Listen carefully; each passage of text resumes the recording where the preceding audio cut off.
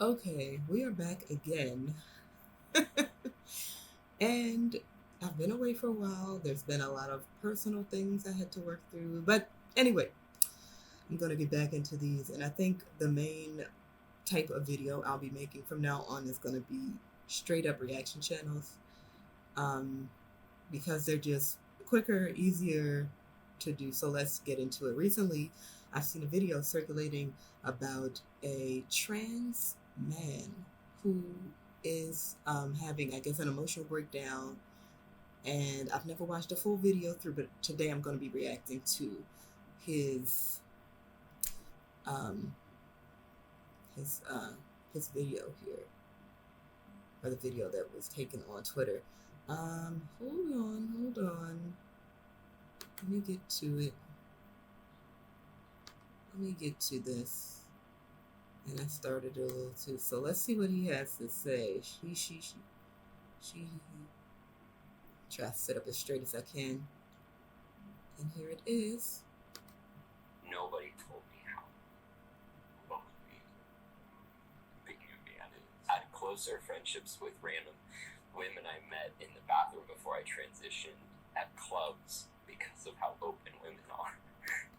That's true. That's very true. And it, in my experience, it doesn't matter like so much even the race, like the color, the age. I mean, women, we have the doors open to us. I just went and did my laundry yesterday, and there was an old lady, old black lady. She was sitting on a bench, and she looked up and she smiled. And I smiled. And I had on shades, but we still, like, how you doing? Um, Before I went in, there was, I guess, a worker, the laundromat employee, and she was outside smoking a cigarette. And I just say, "Hey, how you doing?" to her. And then there was like a kind of heavy set white lady with some shades on outside. I guess she was waiting for her ride to come, and she had her laundry up on the little, to pull the basket. And I said hi to her, something along the lines of, it's a nice day to be out here. Like, we talk like that. There's been times when women have like their kids in tow. You be like, "Oh, that's your baby." Oh, so like, we're open with that. It's like there's no hostility because we're women. Like, we're the mothers of the world, so we're just doing our women thing. We're very open. Um, that's just how it is, and I will never know what it is like to be a man. But enough rambling. Let's continue.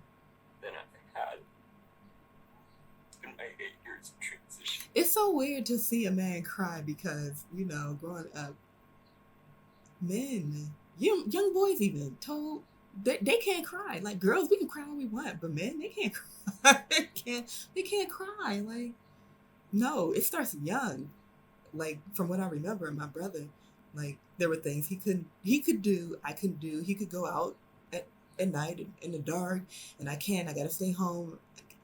But those are the differences, between the two, male and female. There's things you can do, things you can't do. Um, Because women are just so much more 8 years transition. vulnerable than men. But to have known, and I think a lot of It trans says, men feel this, everybody is we knew sees what me as the villain. Hold on, I gotta go back to this person saying. trans men feel this is we knew what death felt like before we transitioned. We knew what it felt like to like have people want to hug us. What? I'm sorry I keep rewinding this, but I gotta understand what's being said. What death felt like before we transitioned. We knew Felt like what it people felt like to. want to hug us. I'm sorry. I'm sorry. I just can't understand this one thing that this person is saying. We're man enough to trans coach. I'm just noticing that this person is called the trans coach, or maybe not. I, it's got to be right. The trans coach. Okay. Um. Okay. Felt like to like help Hug people us. want to hug us. Can we have people want to hug them? Because it's the LGBT community. So they have a community among LGBT, but now you look like a man. So you're going to have man problems. And have people want to talk to us and have a community. And then, I feel like this person, you've been on an 8-year transition. So did it not occur to you somewhere along the lines that when you fully embody like your goal of being a straight up man, like you look like the quote unquote cis white man now. But did it not occur to you somewhere along the line that when you finally became and out in public, people just, oh, look at you, cis white man, that you would now have cis white man problems? Did it not occur to you that that would happen? Like, come on. I mean, it's happening now, so I guess this is the point of realization hitting. Like, oh, this is what they go through. you Okay. transition and you're just a guy walking down the street. Yes, that's right. That's right. I almost feel like the real reason this person came on here is like they pass as a man so well that now they don't get none of that trans community, LGBT, none of that like in the real world offline. So now they kind of got to go online to try to generate up some of that past love and affection and privilege that a lot of the LGBT community is experiencing at this time. I feel like that's the whole reason. Like it's a lack of attention. You don't receive a lot of attention if you're passing for something, some group that is demonized in public. And now you're feeling that. You're feeling that heat. You're feeling that the way that, you're presenting, you're feeling how they're treated, how cis white man is treated. Nah, you don't get no LGBT no more. Nope. You look like a regular dude. People cross the street so that they're not near you. Mm. And friendships are so much harder to build. But the thing is, it says a trans coach, so you can build friendships. Like you gotta be realistic about things. If you can't build friendships offline, and your life is so much harder presenting as a man and having it work so well in society, then just go online and do your whole little trans coach thing and make that work. You can still build community. It's just going to primarily be online and not so much offline, unless your community online wants to take it offline and go on trips or something, groups, things like that. I don't know. But why are you complaining? Why are you complaining? It's just a lack of attention that you used to receive, I think. And you miss it, so you're complaining about it. And people are colder. And what's hard is none of this invalidates how real and raw women and people who are in marginalized groups feel about cis. See, this is the issue. This is the issue. This is kind of counterproductive. You now, physically, in society, walking around in public, look no different from a cis white man. So the fact that you said that none of what you're experiencing invalidates how cis white man is demonized by marginalized groups is just the most twisted, mentally contorted thought process ever. Like, how can you think like this? On one hand, it's not going to benefit the men that actually are real men and have to deal with it. On the other hand, it's not going to benefit you because now you look like a straight white man. So, what is happening here? What kind of mental gymnastics do you have to do to even arrive at that thought process and still be like, oh, it's okay still. I'm getting heat and I'm getting treated really badly in public because I now look like the very people I was demonizing and other groups have been demonizing, but it doesn't invalidate how much we hate those groups. It's like, what? What are you doing? What are you doing with your life? I just don't understand. All of that's valid. No, it's not.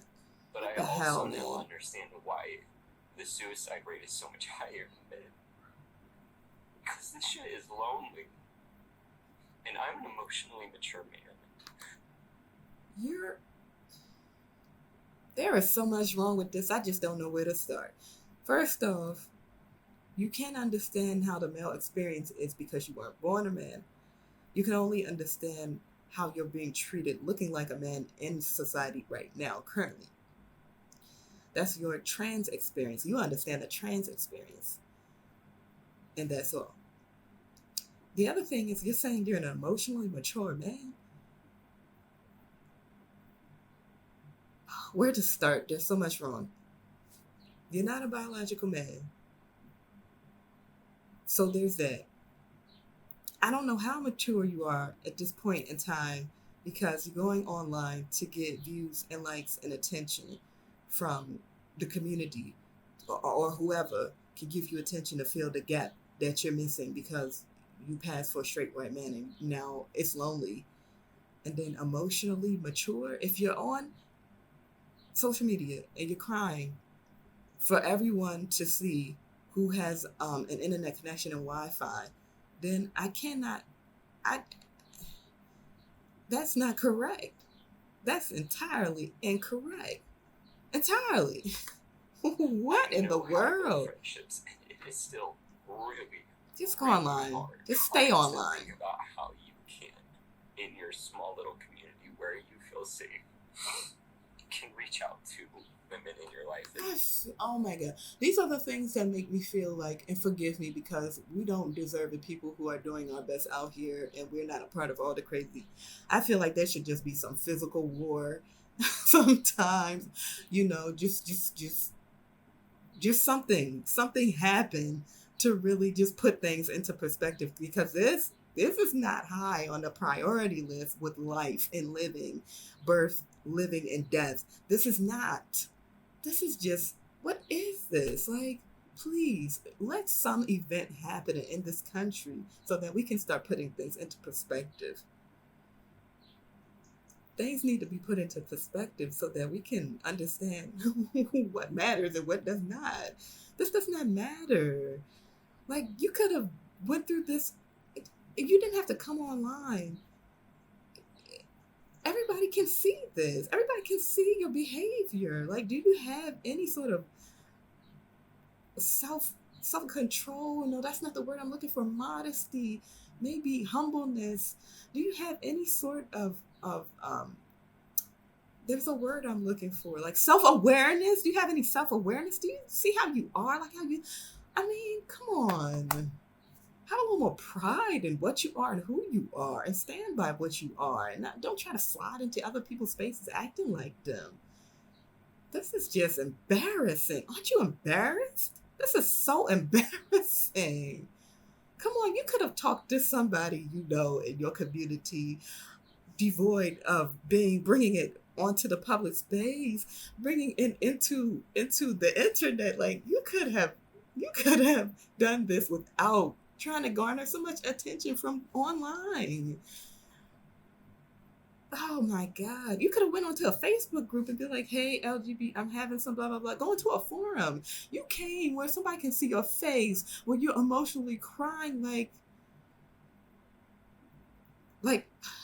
okay, story time. I'm a kid of the 90s, okay? We read books. And recently I'm trying to communicate more with people, so I'm using my phone more to take video pictures, send them, and I'm realizing that's takes orchestration. You got to find the right view. You got to have the right scene. You got to have timing set up. Sometimes you got to kind of think about what you're going to say before you say it and then say it. You got to do retakes. That stuff takes time. It takes, like, some people are better in it than others, but then at the same time, it takes like an amount of preparation and the preparation time, just all around effort and energy to do that. And the new generations, Gen Z, you guys are fluent in that. So I'm talking about, like, you took time to come online to ball to the world. Everybody can see you. This is like think before you act sort of situation. I don't want to rant too much, but it's just like, Like, I would never. And I'm female. I mean, this person is female too, but they're trying to um, project masculinity and they're excelling at it, but at the same time they're failing because they came online and now they're acting like a basic female. Uh, let's move on. Just help them feel maybe seen for a moment, or do little conversations to help their emotional maturity so that they can reach out to people. You either are emotionally mature or you're not. You don't do something to help your emotional maturity. You do something to help your emotions. And then over time, you reach a level of maturity. I think the wording, I'm not going to get into that. Have deeper guy friendship.